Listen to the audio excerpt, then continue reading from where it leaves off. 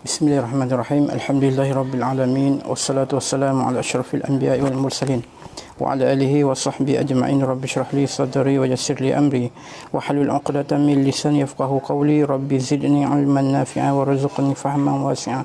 Rabbi yassir wa la tu'assir. Rabbi tammim bi khair. Rabbi zidni 'ilman nafi'a warzuqni fahman wasi'a.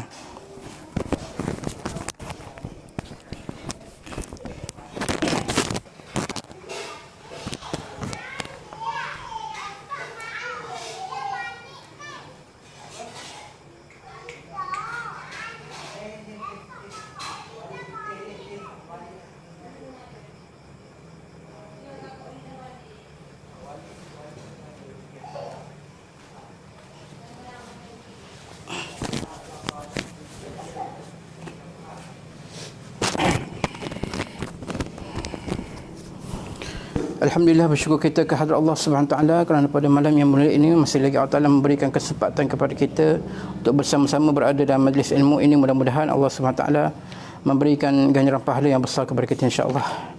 Kita akan sama kembali berkenaan dengan sesi kuliah kita pada malam baru ni, iaitu berkenaan perkara yang wajib lagi kita kena yakini.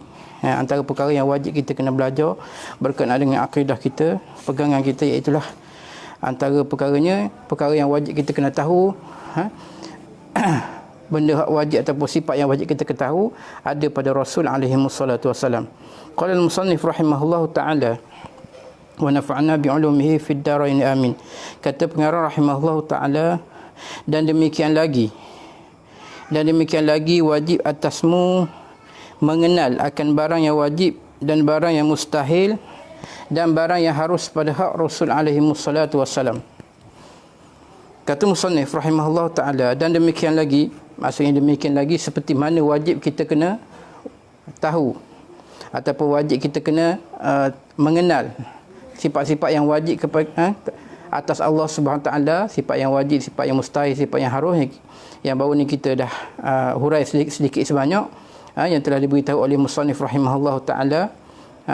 Tuhan tu bersifat macam mana, apakah hak wajib atas dia.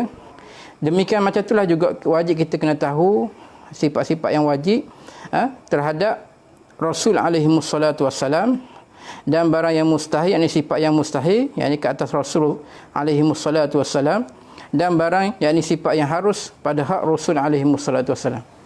Sebabnya Rasul ni dia termasuk dalam rukun iman. Bila kita percaya Nabi-Nabi dan Rasul-Rasul ni termasuk dalam percaya kepada Rasul alaihi wassalatu wassalam, kita kena tahu antara sifat yang wajib bagi Rasul dan sifat yang mustahil ada bagi mereka. Jadi dalam sifat 20 ataupun dalam bab akidah, kita kena tahu sifat yang wajib bagi Rasul tu apa. Sebagaimana kita sudah sedia maklum, sifat yang wajib bagi Rasul tu ialah siddiq, amanah, tabligh dan amanah.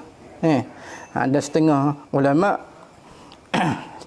tauhid ataupun ulama usuluddin, dia membahagikan sifat yang wajib bagi Rasul tu hanya 3. Siddiq, amanah dan tabligh.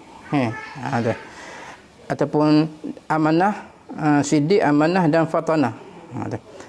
Jadi kebanyakannya siddiq, amanah, tabligh dan fatanah. 4 ni sifat yang wajib bagi Rasul alaihi wassalatu wassalam. Demikian juga sifat yang mustahil. Barang yang mustahil, yakni sifat yang mustahil bagi Rasul, iaitu lawan bagi yang wajib tadi, iaitulah kizbun, dusta, khianah, tidak amanah. Lepas tu kitman, menyembunyikan wahyu yang Allah Ta'ala suruh beritahu kepada umat dia. Dan juga baladah, tu iaitulah biladah, iaitulah tidak cerdik, apa panggil, kebodohan. Itu mustahil bagi Rasul alaihi wassalatu wassalam. Demikian juga sifat ataupun barang, yakni sifat yang harus pada hak Rasul alaihi wassalatu wassalam. Iaitu sifat yang harus bagi Rasul, sudah kita maklum, itu dia bersifat dengan sifat ataupun perangai kemanusiaan, yang tidak membawa kepada jatuhnya martabat mereka yang tinggi. Maksudnya Rasul, bahkan Nabi kita seperti Nabi kita Muhammad sallallahu alaihi wasallam, mereka ni macam manusia lain juga, makan, minum, beristeri, berkeluarga, dan juga ada sakit, ada pening kepala, tapi tidaklah sampai sifat kemanusiaan tadi sampai jatuh kemuliaan ataupun martabat mereka seperti mana gila. Gila ni memang ada orang sifat gila, tapi tak ada pada Rasul, sebab dia boleh menjatuhkan martabat ataupun pangkat Rasul. Rasul sakit, tapi tak adalah sakit sampai menyebabkan orang menjauhkan diri daripada Rasul. Bau busuk ke, tidak. Walaupun sifat dengan sifat manusia, tapi tak adalah sifat manusia yang boleh menjatuhkan martabat mereka. Itu adalah sifat yang harus bagi Rasul alaihi wassalatu wassalam. Di sini dapat kita tahu, bagi Rasul itu ada sifat yang wajib, ada sifat yang mustahil dan sifat yang harus, 3 bahagian. Ni memang kalau kita belajar dalam sifat 20 ataupun kita belajar dalam bab ilmu usuluddin, ni perkara asas yang mesti kita kena tahu. Maksudnya kalau kita tak tahu lagi sifat wajib bagi Rasul, sifat mustahil bagi Rasul, sifat harus bagi Rasul tu apa, kalau orang tanya kita tak boleh nak jawab, itu menunjukkan kefarduan kita ataupun fardu ain atas kita tak lepas lagi. Maksudnya kita kena belajar lagi ilmu tauhid tu. Kita kena belajar lagi benda sifat wajib bagi Rasul, benda sifat harus bagi Rasul, benda sifat mustahil bagi Rasul. Sebab itu bagi saya wajib, bagi pelajar-pelajar saya mesti kena ingat sifat wajib, sifat mustahil dan sifat harus bagi Rasul, selain daripada sifat wajib, sifat mustahil dan sifat harus bagi Allah Subhanahu wa taala. Sebab dia adalah bergantung, berkait dengan akidah, bergantung, berkait dengan perkara rukun iman, akidah, keyakinan iman kita. Jadi itu antara perkara yang wajib kita kena tahu juga. Kemudian maka hendaklah diketahuikan lagi, habis. Selain daripada perkara-perkara tersebut, ada tak lagi perkara hak mesti, hak wajib kita kena tahu, kita kena belajar? Ada lagi, banyak lagi. Antaranya dia kata, maka hendaklah diketahuikan sembahyang dengan segala rukunnya sembahyang, dan syaratnya sembahyang, dan sunatnya sembahyang, dan membinasakan dia sembahyang. Itu perkara yang asas. Dalam bab ilmu fiqh pula, ini adalah perkara yang wajib kita kena tahu, iaitu perkara sembahyang. Sebab sembahyang, kata Nabi sallallahu alaihi wasallam, as-salatu imaduddin, faman aqamaha faqad aqamad-din wa man tarakaha faqad hadamad-din. Kata Nabi sallallahu alaihi wasallam, sembahyang ni tiang agama. Apa maksud tiang agama? Asas bagi agama. Kekuatan bagi agama, tunjang bagi agama. Itu maksud kata tiang agama. Macam rumah kalau tak ada tiang, orang buat rumah tak ada tiang, tiang kiri kanan ada apa, 4 penjuru tak ada, maka bila tak ada tiang, macam mana bangunan tu nak kukuh, macam mana bangunan tu nak berdiri, macam mana bangunan tu nak tegak. Demikian juga agama kita, nak suruh agama kita kukuh, kuat, teguh, mesti kita berdasarkan kepada sembahyang. Salatu imaduddin, faman aqamaha faqad aqamad-din. Siapa dia yang mendirikan sembahyang, kata Nabi sallallahu alaihi wasallam, maka sungguhnya dia telah mendirikan agama dia. Apa maksud mendirikan sembahyang? Adakah sembahyang tu hanya berdiri? Tak. Maksud mendirikan sembahyang yakni mendirikan segala rukun-rukunnya. Dan menunaikan hak-hak sembahyang. Kita kena belajar cara sembahyang yang betul macam mana, rukun dia apa, syarat dia apa, perkara yang mengesahkan dia apa, perkara yang membatalkan dia apa. Itu maksud kata mendirikan sembahyang sebagaimana perintah Allah, aqimus salah, dirikanlah sembahyang. Dirikan sembahyang tu maksudnya tunaikanlah ataupun dirikanlah hak-hak sembahyang tu. Kita kena belajar hukum hakam dia, fiqh, fiqh salah dia panggil. Fiqh sembahyang tu kita kena tahu benda, perkara yang menjadi syarat dia, perkara yang membatalkan dia, rukun-rukun dia. Jadi siapa dia yang mendirikan sembahyang, dia mendirikan agama, kata Nabi. Maksudnya agama dia kukuh, agama dia teguh, agama dia tak akan bergoncang. Tapi sebaliknya kata Nabi sallallahu alaihi wasallam, wa man tarakaha faqad hadamad din. Barang siapa yang meninggalkan sembahyang, tinggal sembahyang, tak nak belas sembahyang, tinggal terus sembahyang, faqad hadamad din, maka sesungguhnya dia meruntuhkan agama dia sendiri. Agama dia, pegangan agama dia maksudnya tak kuat. Bila-bila masa sahaja pegangan agama dia itu akan bergoncang. Bila-bila masa sahaja iman dia akan tercalar. Bila-bila masa sahaja akidah dia akan gugur. Na'udzubillah min zalik. Sebab apa? Kes sembahyang. Jadi sembahyang adalah satu perkara yang dititik beratkan dalam agama. Bahkan kata musannif di sini rahimahullah ta'ala, dia kata hendaklah mu tahu sembahyang, mu kena tahu sembahyang, belajar sembahyang tu macam mana, dengan segala rukunnya sembahyang. Kalau kita belajar bab fiqh kok, rukun sembahyang ada 13. Bermula dimulakan dengan takbiratul ihram dan disudahi dengan salam. Muftatihatun bitakbir wa mukhtatimatun bitaslim. Dimulakan dengan takbiratul ihram dan disudahi dengan salam. Jadi daripada mula-mula kita akan takbir, takbiratul ihram sampai takbir salam, di antara takbir dengan salam tu ada banyak rukun-rukun dia. Yang mana setengah ulama fiqh kata rukun sembahyang ada 13. Di sana ada qaul kata 17. Ada di sana. Jadi kesimpulannya dalam banyak-banyak rukun sembahyang, hak pentingnya kita kena tahu dulu rukun sembahyang yang 13 tu benda. Kena belajarlah maksudnya. Tu daripada takbir, baca Fatihah, rukuk, sujud, i'tidal, semua sekali tu. Jadi di sini dia tak adalah bagi tahu secara detail.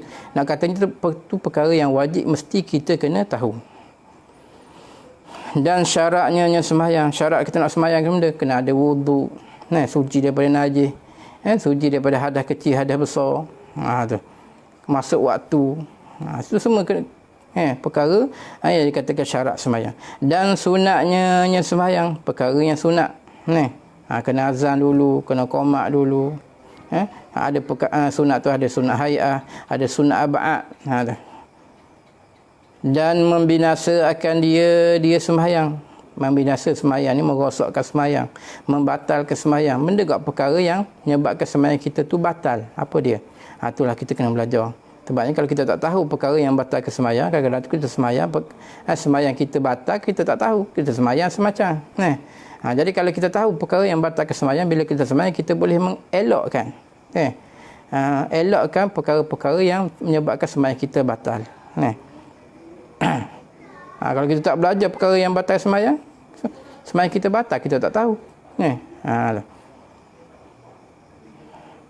Habisnya sebab apa? Sebab sembahyang itu ada satu keutamaan. Sembahyang ni adalah perkara yang paling utama. Sebabnya dalam banyak-banyak ibadat lain yang Allah Ta'ala fardukan kepada Nabi Muhammad dan juga kepada umatnya kita, umat Nabi Muhammad sallallahu alaihi wasallam, semuanya dengan perantaraan wahyu daripada malaikat Jibril alaihissalam. Puasa, zakat, berperang fi sabilillah, menutup aurat, semuanya melalui wahyu, melalui perantaraan malaikat Jibril alaihissalam. Bila sampai perintah wajib zakat, malaikat Jibril turun wahyu, bagi tahu kepada Nabi sallallahu alaihi wasallam. Wajib menutup aurat, malaikat Jibril turun beritahu wahyu kepada Nabi sallallahu alaihi wasallam. Tapi dalam bab sembahyang tu bila wajib bab sembahyang, Nabi malaikat Allah SWT bukan melalui malaikat Jibril alaihissalam, tapi Allah Ta'ala menjemput Nabi kita Muhammad sallallahu alaihi wasallam untuk terima sendiri kaifiat ataupun cara sembahyang tu terima sendiri daripada Allah Subhanahu Wa Taala, iaitu pada malam Isra wal Mi'raj. Menunjukkan sembahyang ini adalah satu ibadah yang istimewa. Satu ibadah yang paling istimewa dalam banyak-banyak ibadah. Baik itu sembahyang ini dipanggil seafdal ibadat.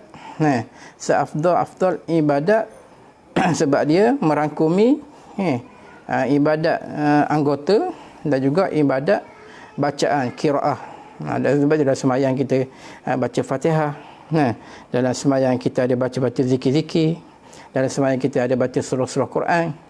Demikian juga dalam sembahyang kita ada perbuatan-perbuatan rukuk, sujud, i'tidal, tu semua dipanggil ibadah-ibadah anggota badan. Sebab dia merangkumi dalam sembahyang itu semua ada belaka ibadah dalam tu. Jadi kita kena tahu semua tu, rukun sembahyang, syarat sembahyang, perkara sunat dalam sembahyang, perkara yang batalkan sembahyang tu semua wajib, fardu ain belaka. Dan bahawasanya sembahyang yang 5 waktu di dalam sehari semalam itu tiada gugur ia sekali-kali daripada mukallaf. Dan bahawasanya sembahyang yang 5 waktu. Apa dia sembahyang 5 waktu?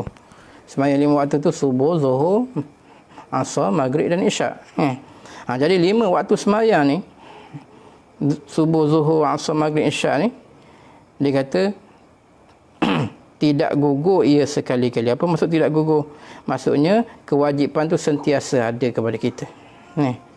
Walau payah mana kita, walau sakit setara mana pun kita, wajib kita kena menunaikan sembahyang semampu kita.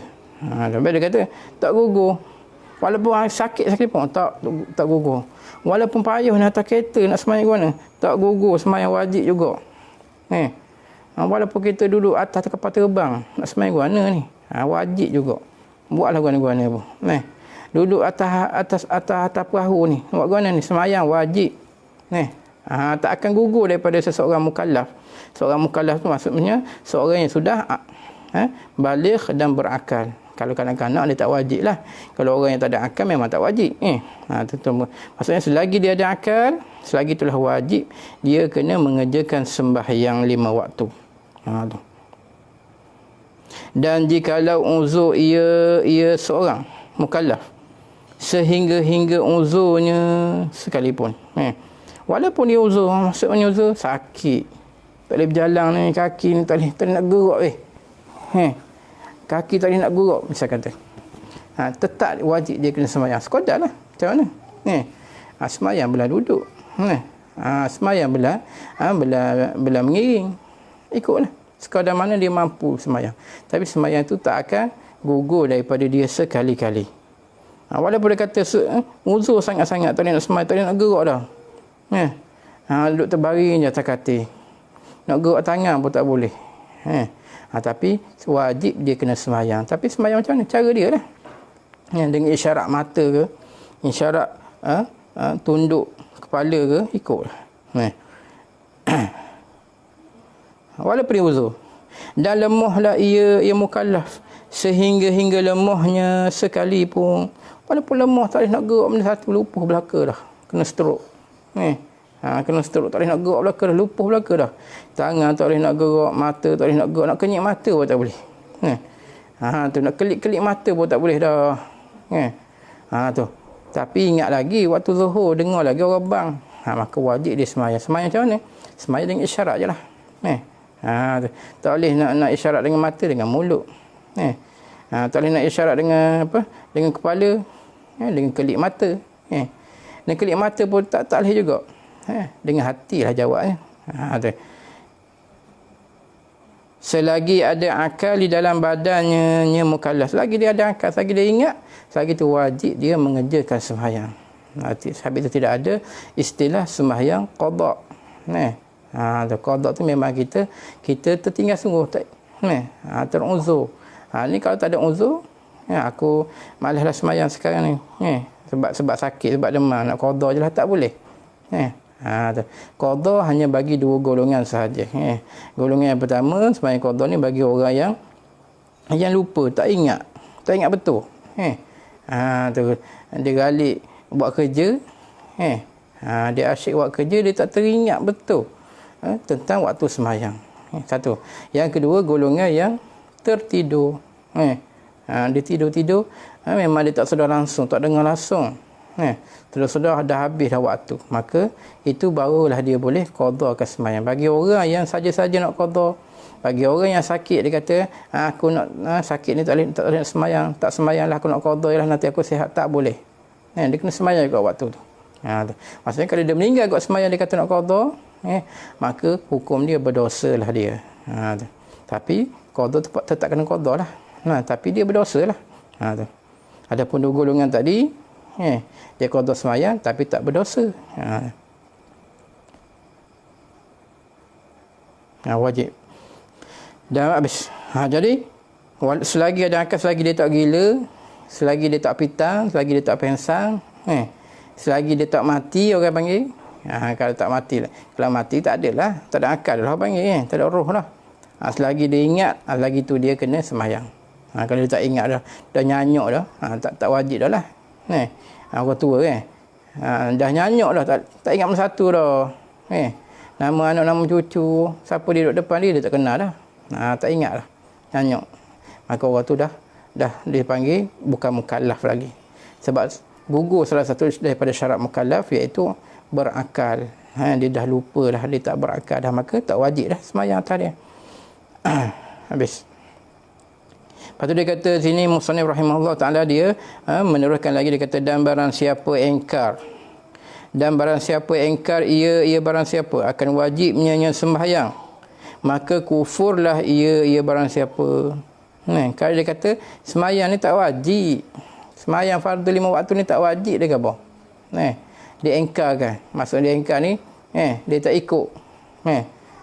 Tu dia apa panggil, orang kata sembahyang wajib, tak wajib pun.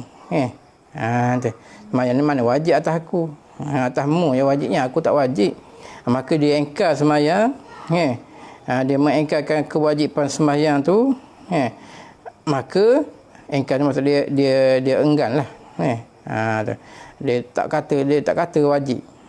Dia kata sembahyang tu bukan wajib, maka kufurlah ia, na'udzubillah, jatuh, boleh jatuh, menyebabkan jatuh akidah. Sebab apa? Sebab dia menggugurkan perkara yang diwajibkan oleh Allah Subhanahu Taala. Habis tu kita ni benda yang Allah Taala wajib, kita kena kata wajib. Benda yang Allah kata haram, kita kena kata haram. Jangan sebaliknya. Tuhan kata wajib, kita kata tak. Tuhan kata benda tu haram, kita kata benda tu tak haram. Maka mewajibkan benda yang Allah Taala haramkan, mengharamkan benda yang Allah Taala mengharamkan benda yang Allah Taala tak haramkan, maka dia boleh jatuh kufur, na'udzubillah. Misal kata arak, arak ni haram, Tuhan kata. Dia kata tak haram arak ni. Boleh je nak minum. Tak haram pun. Maka dia boleh jadi gugur akidah dia. Demikian juga sembahyang.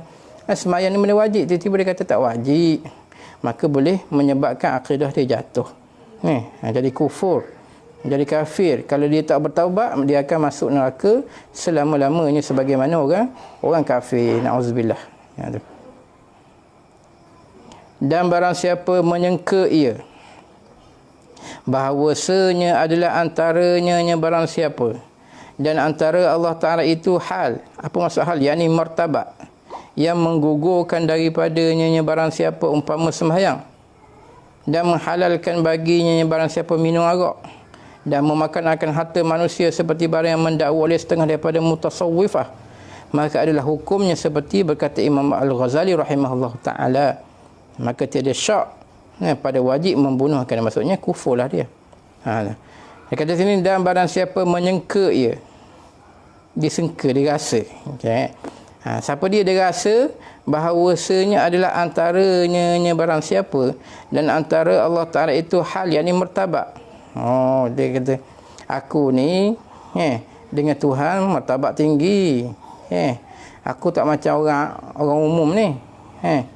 Aku biasanya orang ilmu isi dia pakai hujah ni. Orang yang pakai ilmu isi, dia kata aku ni tak macam orang yang bersyariat. Dia kata kami ni, aku ni dengan Allah Ta'ala martabat tinggi, dekat berdekat, jadi tak wajib dah sembahyang. Dia kata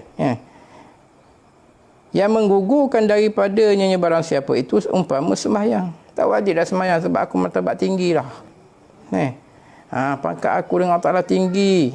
Setara wali, setara awliya, setara nabi-nabi, setara Nabi kita Muhammad sallallahu alaihi wasallam, orang yang paling dekat dan paling hampir dengan Allah Subhanahu taala sendiri pun semayang tak berhenti-henti sampai bengkok kaki-kaki.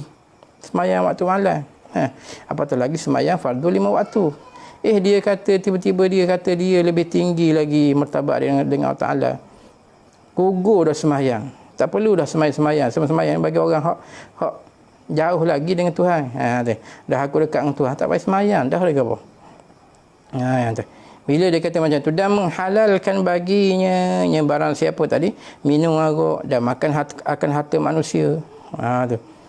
Aku boleh dah nak minum arak. Arak tu halal dah bagi aku, dia kata. Sebab martabat aku bukan macam martabat orang umum. Aku martabat tinggi dengan Allah Taala. Jadi benda hak haram jadi halal dah bagi aku. Benda hak wajib tak jadi wajib dah. Semayang tak wajib dah. Arak-arak boleh minum dah. Makan harta orang boleh dah. Halal semua harta orang ni halal bagi aku. Sebab dia kata dia ni dekat dengan Tuhan. Hampir martabat tinggi. Aku ni tak wali. Ngaku tak wali terus. Maka dia kata sini seperti barang yang mendakwa oleh setengah daripada mutasawwifah. Orang yang belajar ilmu tasawuf tapi tak belajar ilmu fiqh. Orang yang belajar ilmu tasawuf tapi tak belajar ilmu usuluddin. Belajar ilmu tasawuf saja. Kata Sayyidina Ali karramallahu wajhah, faqad tazandaqa. Orang yang belajar ilmu tasawuf tapi tak belajar ilmu fiqh, man tasawwafa wa lam yatafaqqah faqad tazandaqa. Orang yang belajar ilmu tasawuf tapi tidak belajar ilmu fiqh, tak belajar ilmu tauhid, maka dia telah jadi kafir zindik. Kafir zindik macam ni lah. Dia mendakwa dia martabat tinggi, dia mendakwa dia hampir dengan Allah Subhanahu taala. Dia mendakwa dia ni orang yang paling dekat dengan Allah Taala, maka benda hak wajib tak jadi wajib dah bagi dia, benda yang haram jadi halal belaka dah bagi dia. Maka orang ni dia dakwa dia ni orang yang dekat dengan Allah Taala, maka apa hukum dia? Dia kata maka adalah hukumnya barang siapa itu seperti berkata Imam Al-Ghazali rahimahullahu taala, maka tiada syak, tak ragu-ragu lagi pada wajib membunuh akan dia barang siapa kena wajib. Kata Imam Ghazali, hukum dia wajib orang ni kena bunuh. Siapa dia nak bunuh, kita ke? Tak, pemerintah lah. Pemerintah wajib bunuh golongan yang menyebarkan fahaman yang macam ni. Orang yang hampir dengan Ta'ala, martabat tinggi dengan Tuhan, tak perlu semayang, tak wajib semayang dah. Halal dah harap, halal dah harta orang ramai. Maka orang ni kata Imam Ghazali wajib kena bunuh. Sebab apa? Sebab dia dah jadi kufur, murtad, irtadda. Orang yang murtad ni, Nabi kata man baddala dinahu faqatul. Orang yang menukarkan agama dia, dah murtad dah, faqatuluh, maka mu kena bunuh orang macam ni. Siapa dia yang bunuh? Ulil amri lah, pemerintah. Jadi kata Imam Ghazali wajib dah kena bunuh hukum dia ni. Jika tiada ia barang siapa tu taubat. Kalau dia tak taubat, dia mengeluarkan kenyataan yang dia ni orang yang hampir dengan Tuhan, martabat tinggi, tak perlu semayang, tak wajib dah semayang, benda haram jadi halal semua bagi dia, maka kenyataan ini adalah kenyataan yang bahaya. Yang mana kata Imam Ghazali bagi ulul amri dia kena hukum bunuh orang ni, kalau dia tak bertaubat. Tetapi adalah membunuh akan umpama orang itu terafdal pada Allah Ta'ala daripada membunuh 100 kafir. Orang hak macam ni, kata Imam Al-Ghazali rahimahullah ta'ala, bunuh orang yang mendakwa dia ni orang yang hampir dengan Ta'ala, tak perlu semayang, tak perlu berzakat, tak perlu haji. Perkara hak wajib tak jadi wajib dah bagi dia. Perkara yang haram bagi dia jadi halal belaka dah. Boleh minum arak, boleh berzina, boleh berjudi, boleh mencuri harta orang tu, harta dia lah. Harta dia lah, harta orang pun harta dia juga. Halal belaka harta orang ni. Maka orang macam ni kata Imam Al-Ghazali rahimahullah ta'ala adalah membunuh akan umpama orang tu terafdal pada Allah, yakni di sisi Allah Ta'ala, daripada membunuh 100 orang kafir. Orang kafir hak sembah tokong, hak sembah berhala, hak sembah salib, hak sembah patung tu, 100 orang kita bunuh orang kafir macam tu, dengan kita bunuh seorang yang mendakwa macam ni tadi, afdal lah kita bunuh orang macam ni. Sebab apa? Kerana mudaratnya barang siapa itu terlebih banyak. Yalah, kalau kita tak bunuh macam ni, fahaman dia tersebar di dalam kalangan masyarakat Islam, menyebabkan ramai orang Islam berfahaman macam ni, maka rosak habis tu. Islam tu kadang tu rosak bukan sebab daripada musuh luar, tapi daripada sebab musuh dalam selimut. Macam mana musuh dalam selimut? Daripada golongan tersebut lah. Golongan zindik, golongan munafik, golongan yang berpura kata Islam, golongan yang kata mereka ni adalah golongan orang yang hebat, orang yang dekat dengan Tuhan, orang yang martabat tinggi sisi Allah Ta'ala, tapi dakwaan dia sahaja. Kita boleh tahu orang yang betul-betul hampir dengan Tuhan, dia tak akan menonjolkan diri, dia tak akan mengawar-awarkan, dia tidak akan mendakwa yang dia ni hebat, yang dia ni orang dekat dengan Tuhan. Orang yang dekat dengan Tuhan, dia tak khabar kat orang. Dia tak dakwa depan orang ramai. Dia tak war-warkan kepada umum, dia tak viral kan. Jadi kalau golongan dia sendiri yang mewar-warkan, mendakwa macam ni, sedangkan benda tu dok sekali-kali, maka inilah golongan yang menyebabkan Islam itu musnah daripada dalam. Sebab itulah kata Imam Ghazali, kita bunuh orang macam ni seorang lebih baik daripada kita bunuh orang hok duk semua patung, orang kafir, hok asli lah. Ni orang ni sebab orang ni nampak zahirnya Islam, tapi hakikat mereka ni lebih mudarat daripada orang kafir lagi. Sebab dia meruntuhkan orang Islam, akidah dia daripada dalam. Itulah perkara macam ni kita kena selesaikan dengan cara kita belajar ilmu agama. Kita tahu, baru kita nampak, baru kita tahu golongan macam ni sesat, fahaman macam ni sesat, fahaman macam ni salah, fahaman macam ni betul. Jadi kita nak tahu benda tu salah, benda tu betul, caranya tak lain tak bukan ialah cara kita belajar ilmu agama. Cara kita belajar melalui kitab-kitab berpandukan, kitab-kitab yang ditulis, yang dikarang oleh para ulama kita. Kalau kita tak belajar, memang tak tahulah benda-benda macam ni. Ni apa yang paling pentingnya akidah kita, pegangan kita, etikad kita, iman kita, dengan cara kita belajar ilmu agama, berpandukan kitab-kitab para ulama ni. Sebab itu sekarang ni ramai sangat belajar ilmu agama. Tapi kadang-kadang cara dia tu tak betul. Kadang tu dia tak tahu pun cara dia salah. Ramai orang belajar ilmu agama tapi tersesat, akidah dia tak betul. Pegangan dia salah. Macam mana kita nak tahu pegangan betul bukan salah? Melalui timbangan ataupun mizan ilmu agama yang telah diberitahu oleh para ulama ni. Begitu belajar ilmu akidah ni adalah satu perkara yang amat penting supaya kita terselamat di dunia dan lebih penting lagi terselamat di akhirat. Habis. Jadi sekat tu dulu, dan telah ittifaq bagi Syekh Abdul Qadir Al-Jailani bahawasanya pekerjaan ini iaitu bunyi seruan daripada pihak langit dengan katanya, ya hai Abdul Qadir.